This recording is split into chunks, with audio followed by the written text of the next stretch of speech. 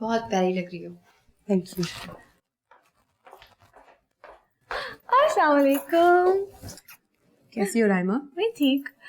अरे तुम खड़ी क्यों हो? बैठो ना। एक्चुअली अजान आपसे मिलने के लिए बेचैन हो रहा था अपनी छोटी मामा से। अच्छा अजान, यहाँ आओ मेरे पास। अजान, कैसी लगी तुम्हें तुम्हारी छोटी मामा? ये मेरी स्टेप मामा है, छोटी मामा नहीं। नहीं बेटा, मैं आपकी सिर्फ मामा, स्टेप मामा नहीं। यहाँ आओ मेरे पास। अरे इससे क्या हुआ? वो क्या है ना कि वो शर्मा रहा है, ठीक हो जाएगा, टाइम लगेगा। पर ये तो ऐसे भाग गया जैसे मुझसे खौफज़दा हो। आप बहुत प्यारी लग रही हैं, पापा देखेंगे ना तो उनके होश उड़ जाएंगे। तुम भी बहुत प्यारी लग रही हो।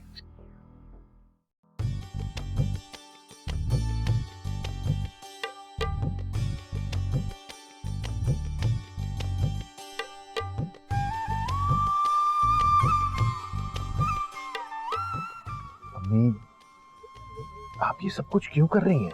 बेटा मैं सब कुछ महविश के लिए कर रही हूँ। अब देखो ना, आज ही उसकी इद्दत खत्म हुई है और आज ही उसे सजना संवरना पड़ गया है। कितनी मुश्किल हो रही होगी उसके लिए।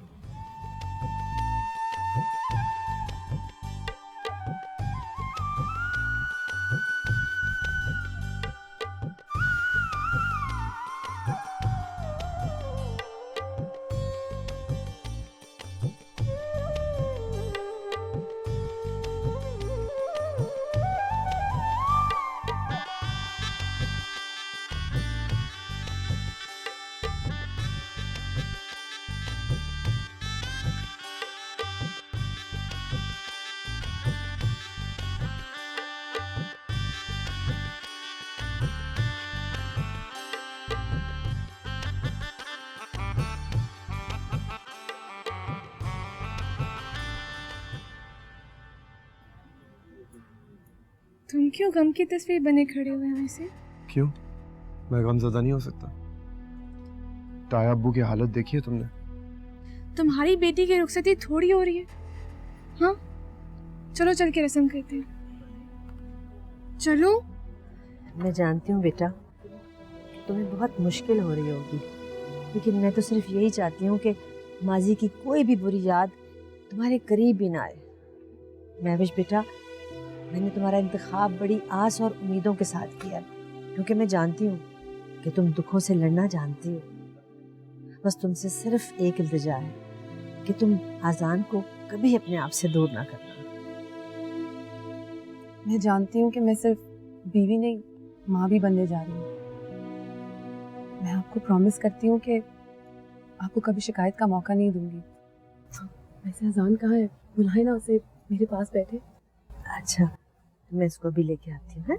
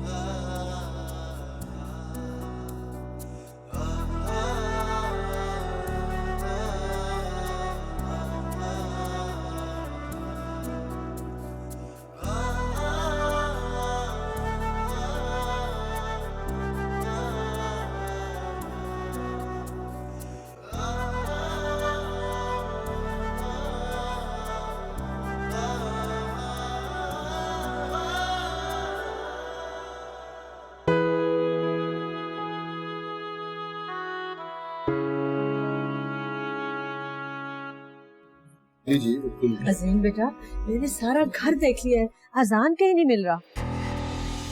ये आप क्या कह रही हैं? अजान कहाँ जा सकते हैं? पता नहीं। अच्छा मैं देखता हूँ। हाँ। चलो।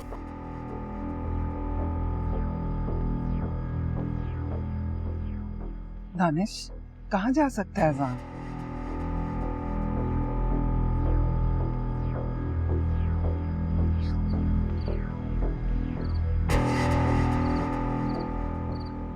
अभी अभी तो यही था अजान। मैं तो उसे 1 मिनट के लिए भी अपनी नजरों से ओझल नहीं होने देती जीनत। अच्छा, आप बिल्कुल परेशान ना हो, वो कहीं नहीं जा सकता। अल्लाह ने चाहा तो मिल जाएगा। बाहर निकला होगा कहीं। हाँ आंटी, अजान बगैर इजाजत के घर से बाहर कदम नहीं निकालता। वो कैसे जा सकता है? प्लीज राइमा, खुद को संभालो, सब गए ना उसे ढूंढने। मिल जाएगा, अजान यही होगा। दानिश, आप जाए ना, देखिए बहुत देर हो गई है। सर कहाँ है? फोन क्यों नहीं उठा रहा? अल्लाह, कैसे लोग जा रही है। और एक हमारे शौहर है, बात ही नहीं सुनते। अरे जाना कहाँ है बच्चे ने? मैं भी इससे खौफजदा हो गया होगा।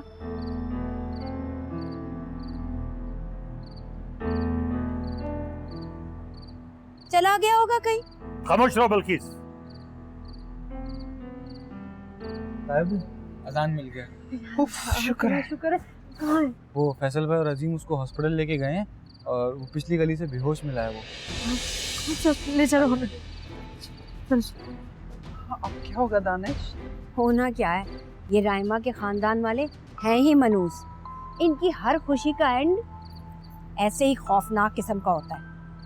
मुझे तो ये फिक्र हो रही है अब उस बच्चे का क्या होगा। तौबा है।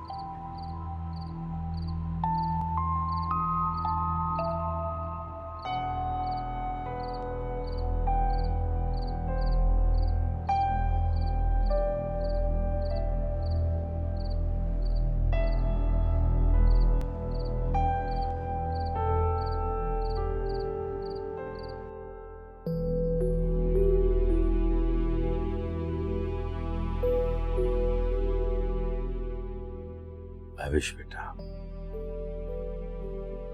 हिम्मत ना हारना। नहीं हारूंगी अबू, और आप भी ना हारिएगा। बूढ़ा हो गया हूं, हिम्मत और हौसले पे अब इख्तियार नहीं रहा। कभी कभी जीत जाता, वरना अक्सर हार जाता हूं बेटा।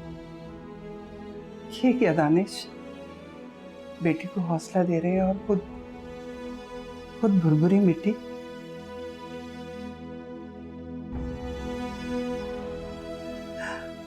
बाप तो औलाद के लिए रोल मॉडल होता है।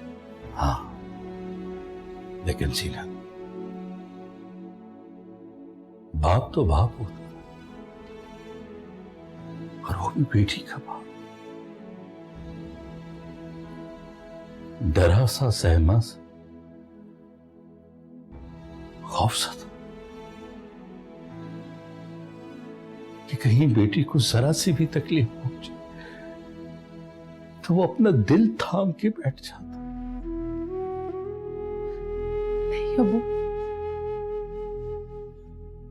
दानिश, मेरा तो दिल घबरा रहा है। इतना वक्त बीत गया है, पता नहीं अगले लम्हे में क्या हो। अबू, अगर आप इजाजत दें तो मैं अजान को देखने जाना चाहती हूँ। लेकिन बेटा, इस तरह इस वक्त? अबू, जब अजान को बेटा कह के पुकारा ना, तो ऐसा महसूस हुआ जैसे उसे मैंने ही जन्म दिया। फिर ये कैसे मुमकिन है कि मैं उसे देखने ना जाऊं? अगर तुम्हारी ये फीलिंग्स हैं तो तुम देखने जा सकते। मैं तुम्हारे साथ चलूंगी। अबू, चचा जान का फोन। हेलो जी चाचा जान, खुदा हाफिज। वो अजान को खैरियत से घर ले जा रहे हैं, वो ठीक है। शुक्र। अम्मी क्या हम चले? जाओ, चलो बेटा। अच्छा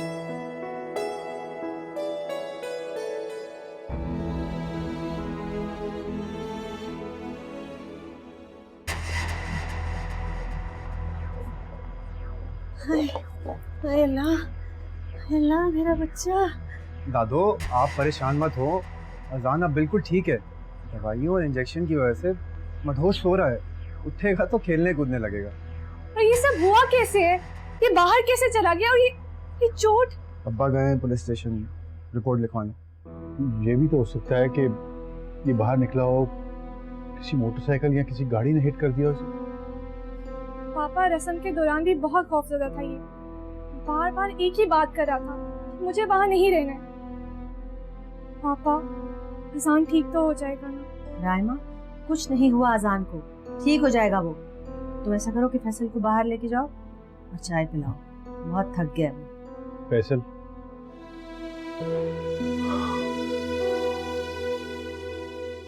आज तुम मेरे बहुत काम आए हो। आज मुझे अपने बेटे के होने का एहसास हुआ। कोई बात नहीं बाबा, ये तो मेरा फर्ज। चलिए जनाब।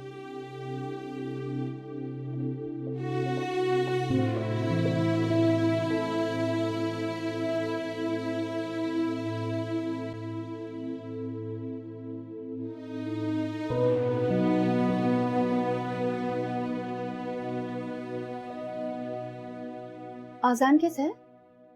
ठीक है, सर पे चोट आई है।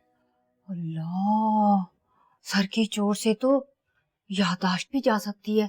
वैसे सर की चोट से तो लोग पागल भी हो जाते हैं ना?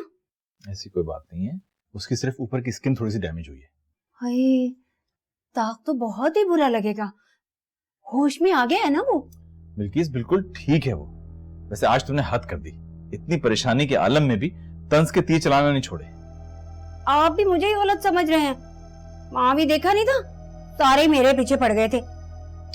अच्छा मैं आता हूँ। किसी ने इस परेशानी के आलम में खाना भी नहीं खाया। मैं महविश के ससुराल खाना भेज देता हूँ। इस गड़बड़ में सारी तकरीब जो है बेकार हो गई। वैसे फिक्र तो मुझे भी हो रही है। मुझे तो नहीं लगता कि अजीम बारात लेके आएगा। कैसी कैसी बदफाल मुंह से निकाल रही हो? दुआ करो ऐसी कोई बात ना हो। अगर खुदा न खास्ता ऐसा कुछ हो गया ना तो भाई साहब की इज्जत के साथ साथ हमारी इज्जत का जनाजा भी निकल जाएगा। महविश मेरी भी बेटी है। अरे भाई, ये मैं नहीं कह रही, आपकी भाभी के अल्फाज है जो दोहरा रही हूँ। कोई खौफजदा थी, महविश को लेके ससुराल चली गई ताकि बुरी घड़ी आने से पहले ही अजीम के आगे हाथ पांव जोड़ ले। क्या भाभी महविश को लेके वहां ये ठीक नहीं किया। उन्हें अपनी अना और खुददारी का सौदा नहीं करना चाहिए था। यही तो मैं भी तो यही कह रही थी, मगर आपकी भाभी सुनती कब है किसी की? वो तो नहीं मानी। मैं तो कहती हूँ आप भी खाना लेकर ना जाएं, चापलूसी लगेगी। ठीक कह रही हूँ। हाँ, वैसे घर के दोनों डीप फ्रीजर ही खाली पड़े हैं। मैं ऐसा करती हूँ, सारा खाना डीप फ्रीजर में रखवा देती हूँ और तुम भी फ्रेश हो जाओ, फिर इकट्ठे मिलके दोनों बैठ के खाना खाएंगे, है ना? अब पता चलेगा ना।